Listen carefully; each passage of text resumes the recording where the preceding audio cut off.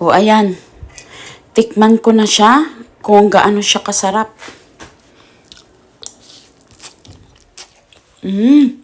Nga. Kakaiba talaga siya. Malasang malasa.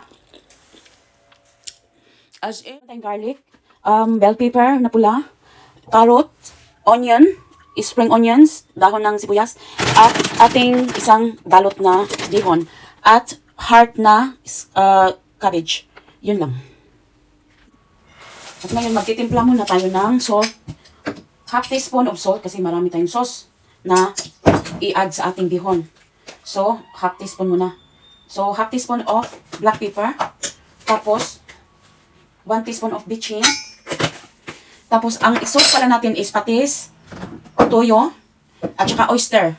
I-try ko lang to. First time ko lang gumamit ng oyster sa bihon. Okay?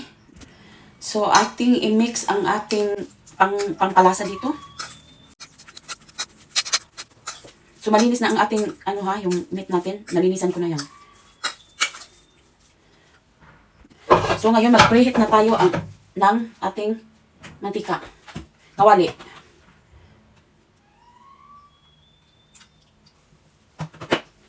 Okay, mainit na ang ating mantika. So, mag-start na tayo mag-saute.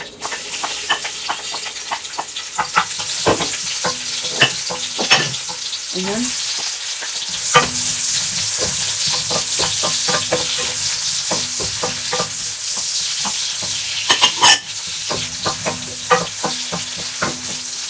Bell pepper.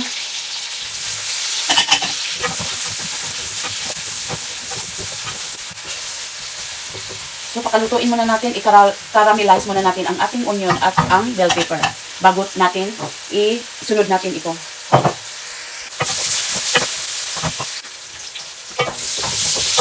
Okay, nag-caramelize na siya. So, ilunod na natin ang ating pork. Ang ating pork na nilagyan na natin ng timpla. Baka nagtataka kayo, walang taba. Ang taba nasa gulay ng munggo at saka sa sayote mamaya. Gagawa ako ng content para sa sayote kung paano magluto ng gulay na masarap. Ipakita ko sa inyo kasi nakikita ko sa iba na hinugasan nila ang gulay after slice or after balat. Hindi yon tama. Kasi ang gulay, hinuhugasan mo yung mga flavor ng gulay. Parang tinanggalan mo sila ng vitamins. So, takpan muna natin.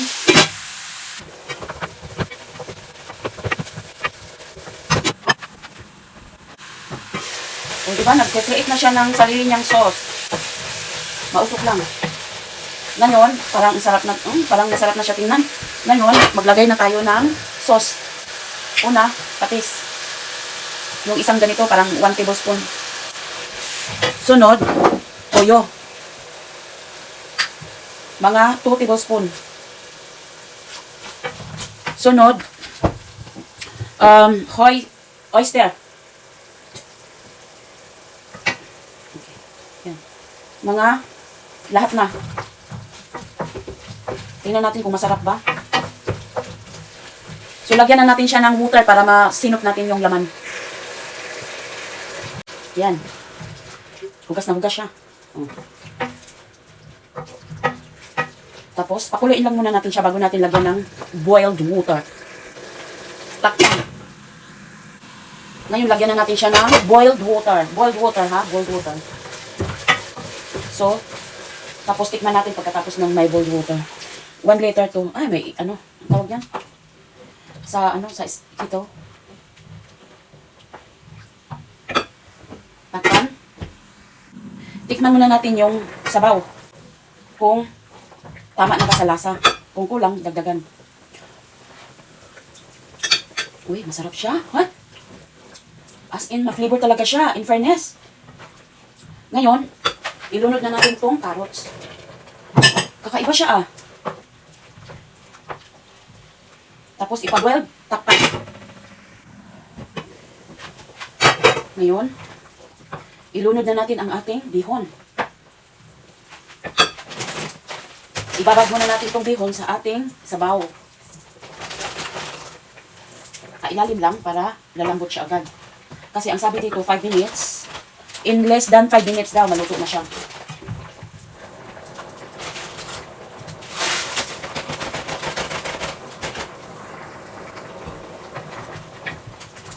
Nagtataka kayo kung bakit nagka-gloves ako. Hindi pala nakikita. Kasi may sugat ako sa kamay, kaya nagunting ko yung kamay ko kahapon. So, ipailalim lang natin. Ang hirap naman ipailalim to. I-push na lang. Ayan. Malambot na yung iba. Ngayon, ilagay na natin ang ating spring onion at ang ating heart cabbage. Tapos papatayin ko na itong aking hob kasi kahit pinapatay mo yan, malakas pa rin ang init. So papatayin ko yan para ma-minimize natin ang ating pagluluto para hindi mas sunog ang ating malata ang ating vegetables. Ang hirap naman dito mag-ano. Yung iba ginigisa mo na ang veg. Akin, iba naman. Isasabay ko lang sila. Kasi gusto ko sila ma-mix sa bihon together. Iba-iba kasi tayo ng mga version at saka style. Pero ito ang style ko. Tapos, kung napapansin nyo, wala yung hard, yung buko-buko, wala, puro yan dahon. Kasi hindi ako kumakain ng buko-buko, napapaitan ako.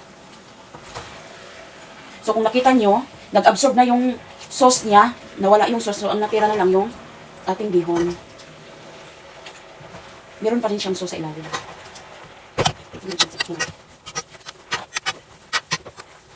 Pwede siya sa pangnegosyo, yung ganito, low budget lang siya.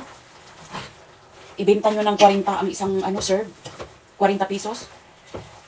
Kung ando na ako sa Pilipinas, yung nego, gagawin ko siyang business. Itong ganito. Maraming masarap pag maraming gulay. Tapos balbalutin ko siya mamaya, ilagay ko sa freezer. Meron pa akong gagawin yung ginisang sayote. While ang mga gulay ay fresh pa, kailangan mong lulutuin tapos ilagay mo sa freezer. At pag kinain mo, fresh pa rin.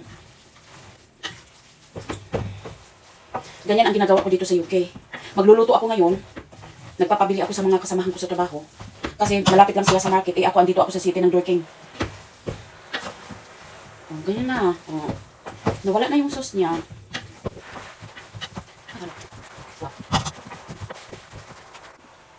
Nagluluto ako ngayon ng pangalawang putahe kong ulam sa 1 kilong pork. So, ito yung aking bihon. So, ilalagay na natin siya sa gilid para hindi malata yung gulay. So, ready na siya. Ready to serve sa freezer. Tikman na natin to. Ano siya, yung bihon siya na may patis at saka oyster. Curious lang ako, gusto ko lang siyang matikman. Natikman ko na nung sauce pa lang siya. Ang sarap niya talaga, kakaiba talaga. Yung flavor niya, napaka-perfect talaga. Pwede po siyang pang-negosyo. Tagal naman. Ayan. Tikman ko na siya kung gaano siya kasarap. Saka iba talaga siya. Malasang malasa. As in,